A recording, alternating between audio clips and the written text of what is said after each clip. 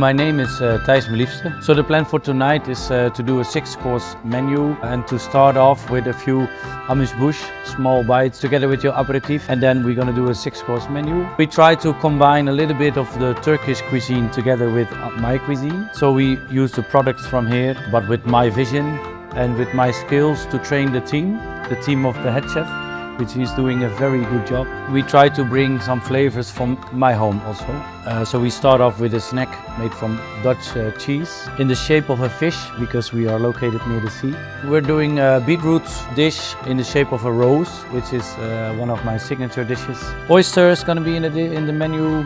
Turbot, which is the king of the sea from our standards. And of course we are here in Turkey, we're going to use lamb together with my flavors, and we finish off with a very light and elegant dessert made out of fig leaves. It's a once-in-a-lifetime thing here.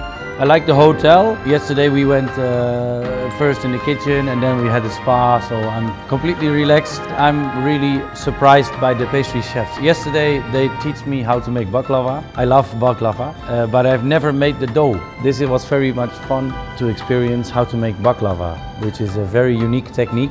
They are doing such a great job.